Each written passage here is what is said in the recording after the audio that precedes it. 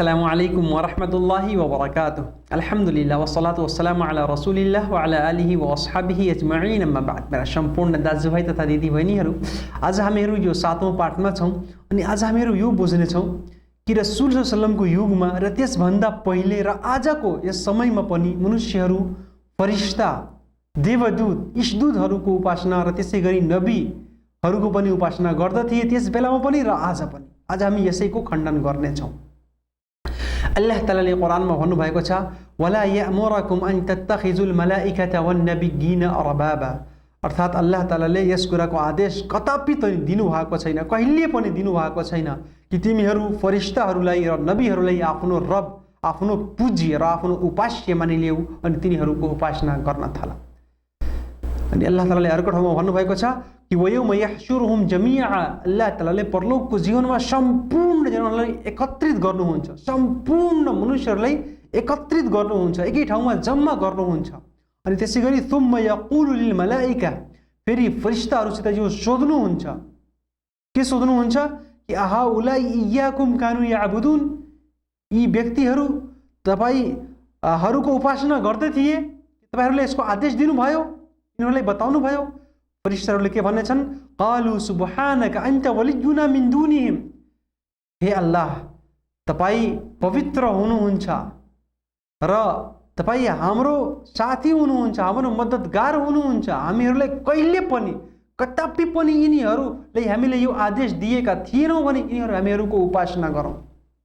मेरो भाइहरू, के हुन्थ्यो कि मनुष्यहरू चाहिँ फरिश्ताहरूलाई अल्लाहको छोरी मान्ने गर्थे, भन्ने गर्थे कि अल मलाइका बनातुल्लाह, फरिश्ताहरू यो अल्लाहको छोरीहरू हुन्। अनि उनीहरूलाई स्त्री मानेर महिला मानेर चाहिँ तिनीहरूको उपासना गर्थे फरिश्ताहरूको। आजको यस युगमा पनि छ यस्तो। मिकाइल अलैहिस्सलाम, त्यसैगरी अरू फरिश्ताहरू, अल्लाह तालाले उनीहरूलाई यो काम सुम्पिनु भएको छ। यी मनुष्यहरूलाई आहार पुर्याउने, उत्पादनहरूको जिम्मेवारी, आकाशबाट वर्षाको जिम्मेवारी फरिश्ताहरूको छ। भने यदि कुनै व्यक्ति अब फरिश्तासित नि मद्दत माग्न थाल्छ कि हे मिकाइल, हे फरिश्ता, तपाईँ वर्षा गर्नु, अकाल भइरहेको छ, वर्षा भइरहेको छैन भने यो शिर्क हुन्छ, हामीले यसबाट बाँच्नुपर्छ। भने फरिश्ताहरूको इबादत वा तिनीहरूसित कुनै कुरामा मद्दत माग्नु, कुनै पनि ठाउँमा तिनीहरूसित सहायता माग्नु, यो कहिले पनि जायज छैन, कहिले पनि जायज छैन। मद्दत, सहायता, सहयोग, प्रार्थना एउटै अल्लाहसित। अल्लाह तालाले अर्को ठाउँमा भन्नुभएको छ, आज खास गरी हामी दुई कुरामा कुरा गर्नेछौँ, फरिश्ताहरूको इबादत, त्यसैगरी नबीहरूको इबादत कहिले पनि जायज छैन र मनुष्यहरू यस्तो गरे भने तिनीहरू भ्रष्ट भयो। अल्लाह तालाले कुरानमा भन्नुभएको छ कि वक़ालतिल यहूद उज़ैर इब्नुल्लाह वक़ालतिन नसारा मसीह इब्नुल्लाह। अर्थात यहुदीहरूले यो भने कि उज़ैर अलैहिस्सलाम यो अल्लाहको छोरा हुन् र क्रिश्चियनहरू, ईसाईहरूले के भने कि ईसा अलैहिस्सलाम अल्लाहको छोरा हुन्, अल्लाहको पुत्र हुन्। अनि अरू काफिरहरूले के भने कि फरिश्ताहरू अल्लाहको छोरी हुन्। यो कहिले पनि जायज छैन, यो पदभ्रष्टता हो, मूर्खता हो।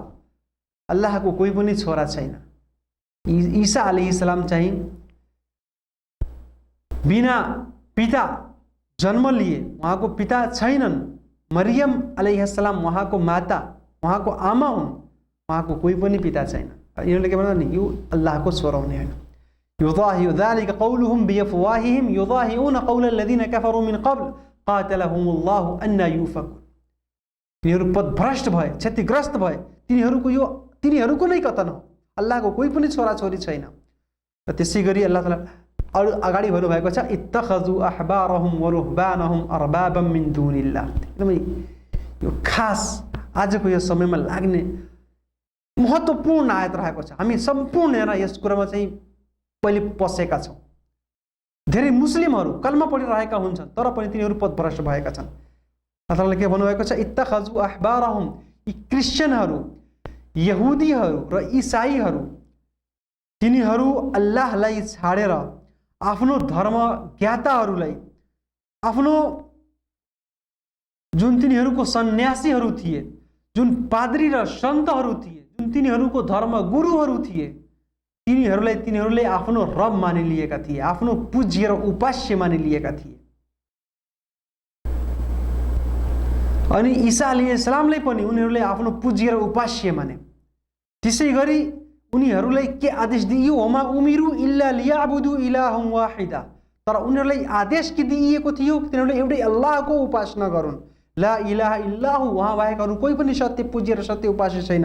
सुब्हानहु अम्मा युश्रिकुन, जुन तिनीहरू अल्लाहको साथमा सहभागी र साझेदार बनाइरहेका छन्, अल्लाह तालाले यी सम्पूर्ण त्रुटिहरूबाट पवित्र छन्, पाक छन्। अल्लाहको कोही पनि सहभागी र साझेदार छैन। तिर्मिजीको सही हदीस हो। हजरत अदी इब्न हातिम रज़ियल्लाहु ताला अन्हु, उहाँ एकचोटि रसूल सल्लल्लाहु अलैहि वसल्लमको सेवामा उपस्थित हुनुभयो।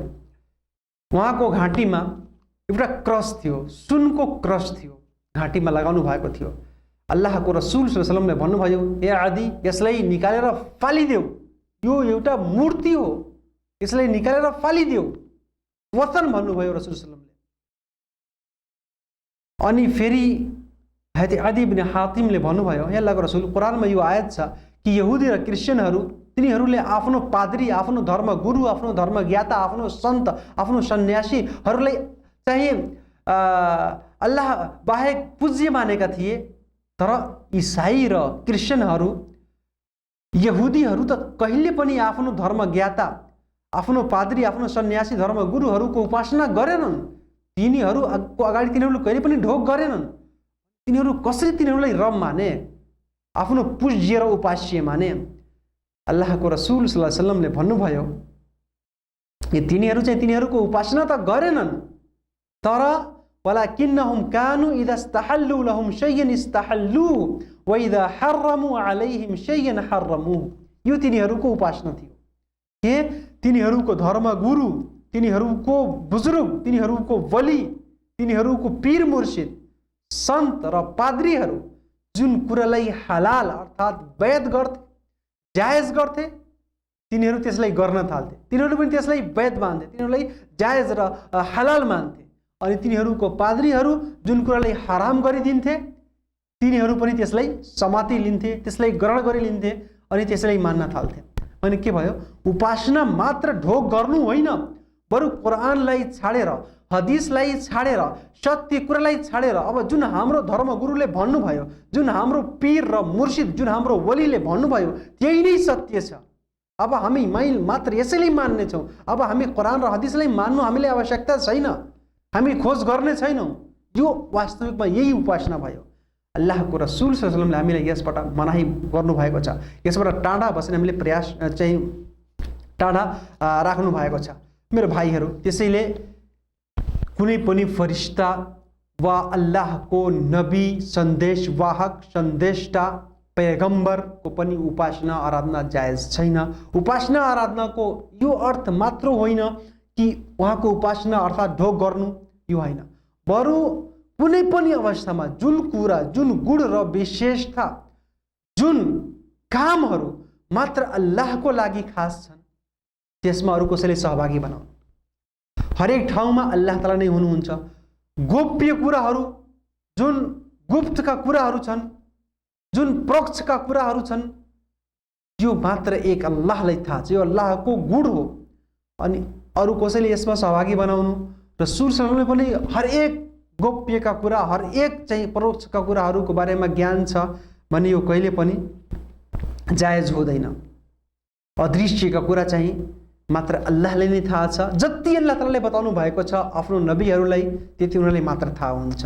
अल्लाहको कुनै पनि गुणमा हरेक ठाउँमा मद्दत गर्नेवाला, खास गरी अदृश्यमा मद्दत गर्नेवाला मात्र एउटै अल्लाह नै छन्। साथमा बसेर हामी एकअर्कासित हेल्प लिन सक्छौँ, सहयोग लिन सक्छौँ, तर चाहिँ परोक्षमा र अदृश्यमा मात्र एक अल्लाहले मद्दत गर्नुहुन्छ। एकान्तमा अल्लाहले मद्दत गर्नुहुन्छ। कोही पनि हाम्रो मद्दतको लागि आउनुहुन्न। कोही व्यक्तिहरूले तपाईँले भ्रष्ट गर्ने यदि प्रयास गरिरहेका छन् भने तपाईँ टाढा बस्नु। कुरानको आयतबाट पनि तिनीहरूले नै चाहिँ यो गर्ने प्रयास गर्छन्, तर यो सत्य होइन। कुरानको गलत मतलब निकालेर, त्यसको गलत अर्थ र व्याख्या गरेर हामीले पथभ्रष्ट पार्ने हाम्रो मनुष्यहरू, मुस्लिमहरू पनि प्रयास गर्छ। त्यसैले कुरानलाई सिक्नुको लागि पनि हामी सहाबाको जुन तरिका छ, जुन सहाबाहरूको मनहल्छ। त्यसैबाट हामी कुरान पनि र हदिसको चाहिँ व्याख्या पनि सिक्ने हामी प्रयास गर्ने गरौँ। मेरो भाइहरू, मैले के बताइरहेको थिएँ कि फरिस्ताहरूको पनि इबादत गर्दथे मनुष्यहरू, र ईसा अलैहिस्सलाम, उजैर अलैहिस्सलाम, त्यसै गरी अरू नबीहरूको पनि उपासना गर्न थाले। ईसा अलैहिस्सलामलाई अल्लाहको छोरा मानिदिए। आजको यस समयमा मनुष्यहरू रसूल सल्लल्लाहु अलैहि वसल्लमलाई नूरुम मिन नूरिल्लाह अर्थात् अल्लाहको प्रकाश मध्ये एउटा प्रकाश हुन् भनिदिन्छन्। यो होइन, जुन सत्य कुरा छ हामी रसूल सल्लल्लाहु अलैहि वसल्लमको प्रशंसा गर्छौँ। अल्लाह बाहेक यस संसारमा सम्पूर्ण प्राणीहरूमा सबैभन्दा सर्वोत्तम र सर्वश्रेष्ठ प्राणी, तर अल्लाहको कुनै पनि गुण र विशेषतामा उहाँको सहभागिता छैन। हामी यस कुरा पनि दृढ विश्वास राख्छौँ, यस कुरा पनि हामी इमान र आस्था राख्छौँ। यो कुरा मैले बुझ्नुपर्छ। तपाईँहरू मेरो कुरा बुझ्नुहोस् कि हजरत ईसा अलैहिस्सलाम उहाँको बारेमा अल्लाह तालाले प्रश्न रूपमा भन्नुभएको छ। के भन्नुभयो कि वइद क़ाल अल्लाहु या ईसा इब्न मरियम, जब अल्लाह तालाले ईसा बिन मरियम अर्थात् मरियम पुत्र ईसा अलैहिस्सलामसित यो सोध्नुहुन्छ कि अअन्त कुल्त लिन्नास इत्तखिजुनी व उम्मी इलाहैनि मिन दुनिल्लाह, कि हे ईसा के तपाईँले यो मनुष्यसित भन्नुभयो कि तिमीहरू मलाई र मेरो आमा मरियमलाई उपास्य बनाइलियौ, यिनीहरूको पूजा गर्न थाल भने ईसा अलैहिस्सलामले के भनेछन्, क़ाल सुब्हानक मा यकुनु ली अन अक़ूल मा लैसा ली बिहक़, अर्थात् म मात्र त्यही कुरा भन्ने छु जुन हक छ, मलाई कुनै अधिकार छैन, मलाई कुनै चाहिँ यो मलाई कुनै पनि यो म चाहिँ कुनै मलाई शक्ति छैन, अधिकार छैन कि म यो कुरा भनौँ कि जुन चाहिँ हक र सत्य छैन। म त मात्र त्यही कुरा भने। इन कुन्तु कुल्तु फक़द अलिम्त, जुन हे अल्लाह तपाईँले मलाई बताउनु भयो, जुन मैले जान्दथे, मैले मात्र त्यही कुरा भने। तअलम मा फी नफ्सी, अनि हे अल्लाह तपाईँले मेरो हृदयमा जुन कुरा छोपिएको छ तपाईँले त्यस कुराबारे ज्ञान छ, र त्यसै गरी मलाई तपाईँको बारेमा तपाईँको हृदयमा के छ मलाई त्यो थाहा छैन। तपाईँ चाहिँ अदृश्यका कुराहरू जान्नेवाला हुनुहुन्छ, तपाईँ गोप्यका कुराहरू जान्नेवाला हुनुहुन्छ। अनि मा कुल्तु लहुम इल्ला मा अमरतनी, मैले मात्र त्यही कुरा तिनीहरूसित भने जुन तपाईँले मलाई आदेश दिनुभयो कि अनि अबुदुल्लाह रब्बी व रब्बकुम, कि तिमीहरू मात्र एउटै अल्लाहको उपासना गर जुन मेरो पालनकर्ता हुन् र तिमी सम्पूर्ण जनाको पनि पालनकर्ता हुन्। व कुन्तु अलैहिम शहीदम मा दुम्तु फीहिम, अनि जबसम्म म चाहिँ तिनीहरूभित्र थिएँ, तिनीहरूको साक्षी थिएँ। फलम्मा तवफ़ैतनी कुन्त अन्त रक़ीब अलैहिम, अनि जब मेरो चाहिँ तपाईँले मलाई आकाशमा उठाउनु भयो, म संसारलाई छाडेर आकाशमा गएँ भने तपाईँ तिनीहरूको निरीक्षक संरक्षक हुनुभयो, र त्यसै गरी चाहिँ तपाईँ हरेक कुराको संरक्षक हुनुहुन्छ। इन तुअज़िबहुम फ़इन्नहुम इबादक, हे अल्लाह यदि तपाईँले तिनीहरूलाई चाहिँ सजाय दिनुहुन्छ, दण्ड दिनुहुन्छ, तिनीहरू तपाईँहरूकै दास हुन्, भक्त हुन्। व इन तग़फिर लहुम फ़इन्नका अन्तल अज़ीज़ुल हकीम, तपाईँ तिनीहरूलाई क्षमा गरिदिनुहुन्छ, क्षमा प्रदान गरिदिनुहुन्छ, माफ गरिदिनुहुन्छ भने तपाईँ प्रभुत्वशाली र विवेकशील हुनुहुन्छ भने। यो सम्पूर्ण कुरा ईसा अलैहिस्सलामले क्लियरिफिकेसन दिनुभएको छ, आफूतर्फबाट यो कुरा प्रमाणित गर्नुभएको छ कि उहाँले कहिले पनि कुनै पनि व्यक्तिलाई आफ्नो उपासनाको लागि आदेश दिनु भएन। आज जुन क्रिस्चियनहरू, तपाईँ मेरो कुरा ध्यानबाट यो मेरो कुरा उनीहरूलाई पुर्याउनु कि ईसा अलैहिस्सलामले कहिले पनि, यहाँसम्म कि बाइबलमा पनि यो लेखिएको छैन कि ईसा अलैहिस्सलामले कहिले पनि आफ्नो उपासनाको लागि आदेश दिनुभयो। मनुष्यहरू पथभ्रष्ट भए अनि तिनीहरूको उपासना गर्न थाले, अनि कुनै कुनै व्यक्तिहरू यो पनि भन्न थाले कि हामी तिनीहरूको साथमा हुनेछौँ, हामी सफल हुनेछौँ, तर यो सत्य होइन। तिनीहरू पथभ्रष्ट हुनेछन् किनभने नबीहरू गए, ईसा अलैहिस्सलाम गए, उजैर अलैहिस्सलाम गए, उनीहरूले आफ्नो उपासनाको लागि कहिले पनि आदेश दिनु भएन।